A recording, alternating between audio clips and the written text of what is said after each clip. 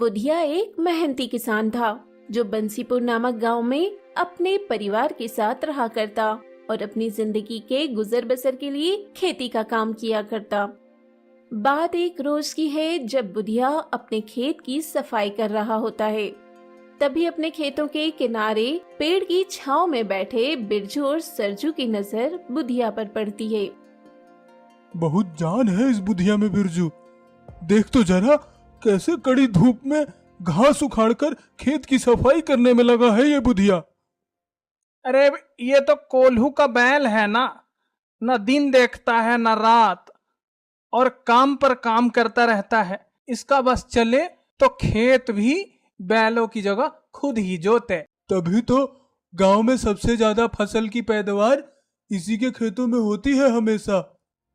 दोनों बातें कर रहे होते हैं तभी पानी लेकर आ रही सरजू की बीवी उसे खेत में काम करने की जगह बातें करता हुआ देखती है तो गुस्से में वहां आती है। हा, देखो तो राजा जी कैसे पेड़ की छांव में ठंडी हवा का आनंद ले रहे हैं। क्यों जी, यही काम करने घर से निकले थे क्या? अरे भाग्यवान, तुम क्या कह रही हो? मैं तो पानी ले जाने का काम कर रही हूँ, लेकिन तुम अपना काम छोड़कर यहाँ क्या पंचायत कर रहे हो? काम सारा खत्म हो गया क्या? वो भाभी, बात ऐसी है कि हम काम ही कर रहे थे, वो थक गए तो थोड़ा सुस्ताने बैठ गए। बस वो धूप बहुत है ना, इसीलिए।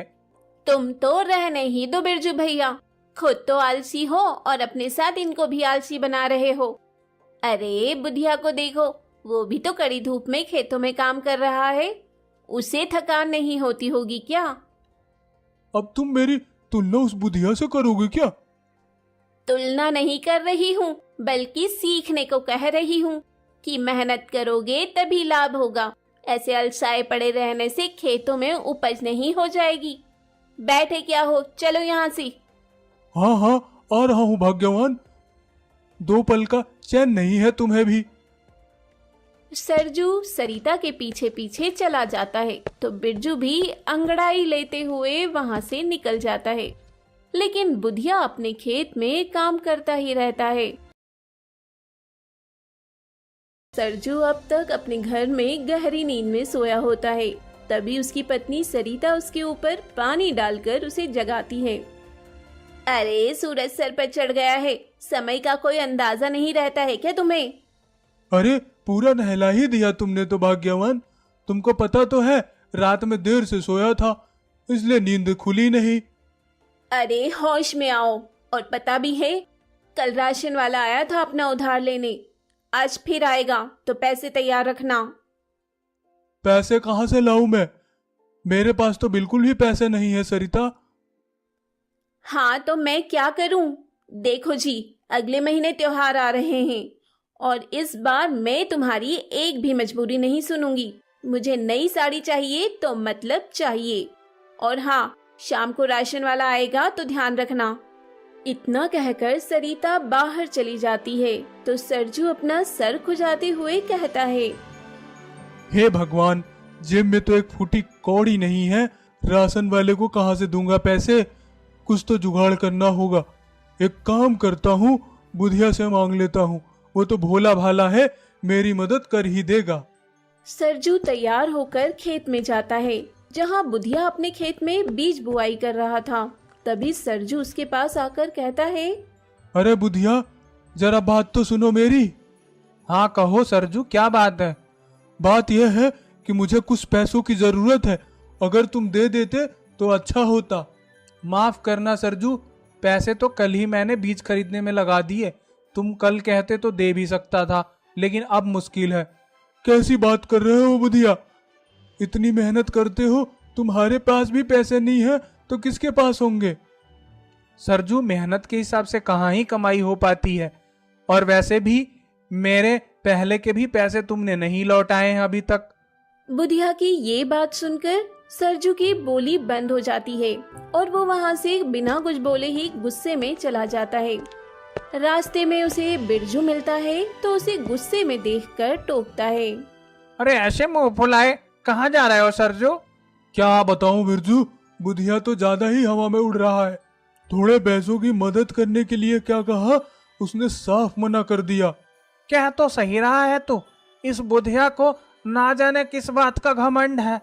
इसका घमंड तो हमें चूर चूर करना ही होगा। क्या कहते हो बिरजू? बिरजू उसकी तरफ देखकर मुस्कुराता है।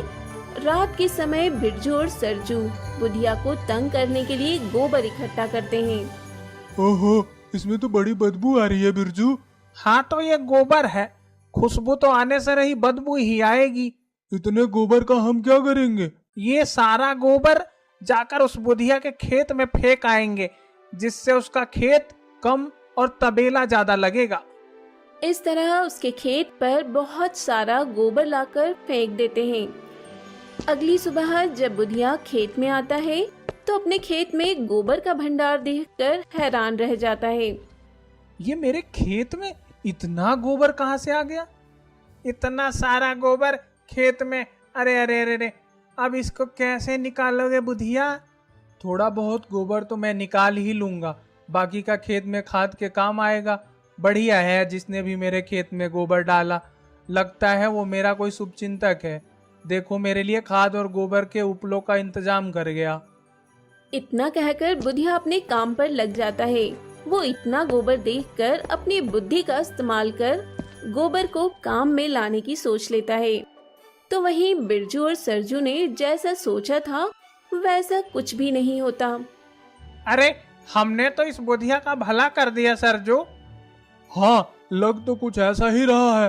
कोई बात नहीं, हम इसका नुकसान करवाए बिना चैन से नहीं बैठेंगे। बुधिया को इस बात की भनक तो नहीं थी कि सरजू और बिरजू ये हरकत कर रहे हैं। बस वो बुद्धिमानी से अपने खेत को सुरक्षित रख रहा था। कुछ समय बाद बुधिया के खेत में फसल उगना शुरू हो जाती है। इस तरह बुधिया अपनी बुद्धिमानी से काम लेकर अपने खेत में खेती करता है।